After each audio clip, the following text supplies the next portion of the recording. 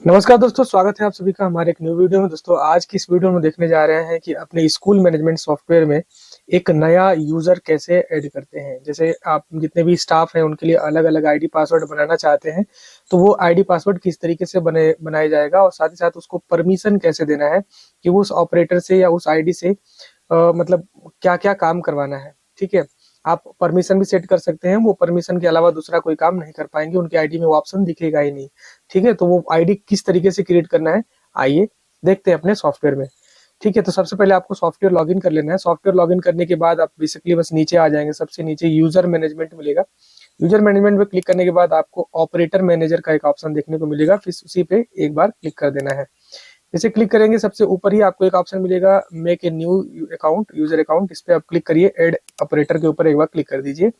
आप जिस ऑपरेटर का ये आईडी बनाने जा रहे हैं उसका नाम दीजिए। जैसे मान लीजिए अमरजीत यादव हैं, उनके नाम से हम एक आईडी बनाने जा रहे हैं। ये हमारे स्टाफ हैं या हो सकता है कि ऑपरेटर है या फिर जो भी है, उनके लिए हम एक आईडी पासवर्ड बनाने जा रहे हैं। हमको जो मिली है वो एडमिन आईडी मिली है। ठीक है, हम जो है एक ऑपरेटर आईडी क्रिएट कर रहे हैं, इनको अलग अलग परमिशन देंगे। उनका एक यूजर बनाएंगे। जैसे मान लीजिए हम रख दे रहे हैं स्कूल। ठीक है, उसके बाद पासवर्ड हम अपने हिसाब सेट कर सकते हैं। पासवर्ड मान लीजिए हमने कर दिया, चलिए हमने गाजीपुर कर दिया, गाजीपुर है तो गाजीपुर कर देते हैं। मोबाइल नंबर में उनका मोबाइल नंबर 73। ठीक है, इस तरीके से मोबाइल नंबर। रोल में क्या है, रोल में हमने दे दिया ऑपरेटर या टीचर। ठीक है, ये टीचर है। चलिए टीचर का ऑपरेटर का जो भी आपको लगता है, जो भी रोल उनका है जिनका आप आईडी बना रहे हैं, वो डाल देना है। अब इसके बाद ऑप्शन यानी परमिशन क्या क्या देना है, ये देखिए सारे परमिशन आपके सामने कुछ इस तरीके से दिख रहे हैं। आप यहाँ पे आ जाइए और इसको जब हम क्लिक कर देते हैं, सबसे पहले इनको एकेडमिक सेशन का सेटिंग देना जरूरी है। अगर हाँ तो देंगे। ठीक है, उसके बाद आगे बढ़ जाते हैं, टिक लगा देंगे उस पर। अकाउंट बाउचर कंट्रोल इनको देना है नहीं देना है, आप डिसाइड कर लीजिए। उसी के साथ साथ एडवांस कंट्रोल देना है। अटेंडेंस के लिए देना ही है क्योंकि टीचर है तो अटेंडेंस लगाएंगे ही लगाएंगे।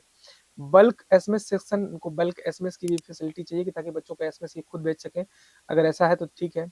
अच्छा, चेंज एडमिन डिटेल, ये ऑप्शन तो हम किसी को देंगे ही नहीं क्योंकि एडमिन डिटेल कोई भी चेंज कर सकता है। डेटा बैकअप ये दे सकते हैं कि वो डेटा बैकअप ले सकें।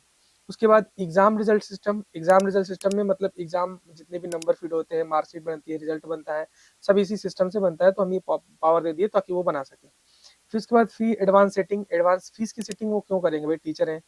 उसके बाद आ जाते हैं तो यहाँ पर मिल जाता है फी डिलीट ऑप्शन। तो फी डिलीट ऑप्शन उनको नहीं देना है। फी रिसीव करना अगर चाहे तो, कभी कभी कोई नहीं है तो फी रिसीव करना चाहे तो रिसीव भी कर सकते हैं।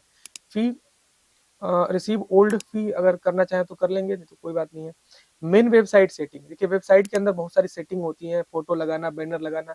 ये आपको लगता है कि नहीं, ये परमिशन को दे देते हैं कि जब मतलब कोई फोटो लगाना हो गया, कोई नोटिस डालना हो गया वेबसाइट पे तो ये डाल सकें। तो हमने टिक दे दिया। फिर इसके बाद मोबाइल ऐप फॉर एग्जाम, तो ये हम दे दिया कि मोबाइल ऐप में भी इनको एग्जाम मैनेजमेंट सिस्टम मिल जाए। मोबाइल ऐप मैनेजमेंट ये भी डाल देते हैं, चलो भाई ठीक है ये भी कर लें। रिपोर्ट बनाना हो, जैसे फीस का रिपोर्ट हो गया, रिजल्ट का रिपोर्ट हो गया, तो ये सब कुछ हमने तो रिपोर्ट भी ये बना पाएंगे।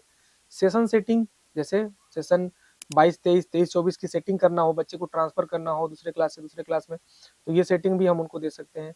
स्टाफ सैलरी मैनेजमेंट, स्टाफ की सैलरी अगर देना चाहे कि स्टाफ की जो सैलरी मैनेजमेंट जहाँ होता है वो भी ये सेटिंग कर ले, स्टाफ को नया स्टाफ एनरोलमेंट कर ले, स्टाफ का पेमेंट दे सकें।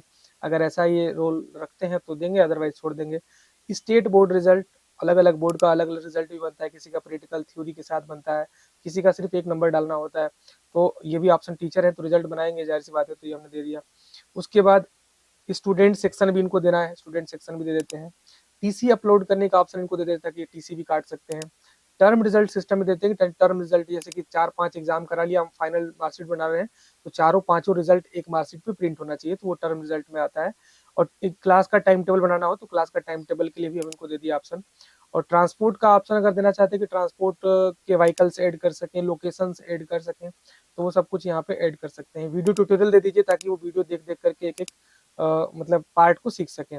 वेबसाइट के अंदर गैलरी सेटिंग होती है, तो गैलरी सेटिंग का भी हमने ऑप्शन दे दिया, तो ये इस तरीके से गैलरी का भी ये ऑप्शन कर सकते हैं, मतलब वो यूज कर सकते हैं।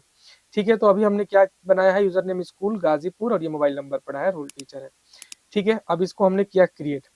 ठीक है, क्रिएट हो गया, थोड़ी देर बाद देखेंगे तो ये क्रिएट हो गया। जैसे क्रिएट हो जाएगा आपको एक मैसेज मिल जाएगा, देखिए इस तरीके से सक्सेसफुली क्रिएट का ऑप्शन आ गया। अब इस सॉफ्टवेयर को हम करेंगे लॉगिन, तो एक प्राइवेट विंडो खोल लेते हैं और सॉफ्टवेयर का लॉगिन पैनल में फिर से हम पहुंच जाते हैं। देखिए इस तरीके से फिर से हम उसी पैनल पे आ गए। हमको यूजर आईडी डालना है, वो यूजर आईडी जो हम अभी बनाए हैं, तो स्कूल नाम से हमने एक आईडी बनाया था और पासवर्ड क्या था, गाजीपुर। मोबाइल नंबर में यही था, ये नंबर डाल करके हम कर लेते हैं साइन। अब ये जिनके नाम से आईडी बनाया है उनका नाम यहाँ पे दिखने लगेगा। देखिए यहाँ पे देख सकते हैं कोने में अमरजीत यादव ऊपर दिख रहा है। ठीक है, सारे चीज दिख रहे हैं, कितने क्लास में बच्चे हैं, क्या है, सब जो जो पावर हम लोग दिए हैं वही उनके उसमें ऑप्शन में दिखा रहा है, सारे ऑप्शन नहीं दिखा रहे, देख रहे हैं। अकाउंट बुक वगैरह सब कुछ हटा दिया गया, इसमें फीस उससे उनसे कोई मतलब नहीं है। अटेंडेंस लगा सकते हैं, रिपोर्ट बना सकते हैं, फीस सेक्शन भी दिया है, स्टूडेंट का सेक्शन दिया है कि एक नया बच्चे का नया एडमिशन भी कर सकें, सारा कुछ इनको दिया हुआ है। ठीक है, तो इतना इजी है एक यूजर को अपने सॉफ्टवेयर में ऐड करना। आप आराम से अपने यूजर को ऐड कर लीजिएगा। ध्यान दीजिएगा, परमिशन आपको ध्यान से देना है।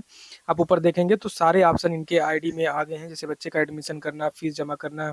ठीक है, वो सारे चीज जो जो हमने परमिशन दिया हुआ है वो सब कुछ इनके आईडी में आ गया है। ठीक है, अब ये आईडी हो जाने पर क्या होता है, स्कूल का काम बढ़ जाता है और काफ़ी आसान हो जाता है। हर लोग अपने अपनी आईडी से अपना अपना काम करने लगते हैं, तो ये काफ़ी ईजी हो जाता है स्कूल को मैनेज करना। अब अकेले आदमी बैठ करके ये सब मैनेज करेगा तो काफ़ी टाइम लग जाएगा। ठीक है, इसलिए हम लोग आईडी बना देते हैं और आईडी वाइज काम दे देते हैं कि आपको ये करना है, आपको ये करना है। ठीक है, तो आसानी हो जाता है और काम बहुत काफ़ी फास्ट हो जाता है। तो मुझे उम्मीद है इस वीडियो को देखने के बाद आपको एक यूज़र क्रिएट करना आ गया होगा स्कूल मैनेजमेंट सिस्टम में। अगर ये सॉफ्टवेयर आपको अच्छा लग रहा है, आप पहली बार देख रहे हैं सॉफ्टवेयर को, तो सॉफ्टवेयर खरीदने के लिए डिस्क्रिप्शन में एक नंबर मिला है, उस नंबर पे आप डेमो के लिए कॉल कर सकते हैं, प्राइस जानने के लिए कॉल कर सकते हैं। वीडियो में इतना ही, मिलते हैं अगली वीडियो में, तब तक के लिए नमस्कार, जय हिंद, बाबा टाटा दोस्तों।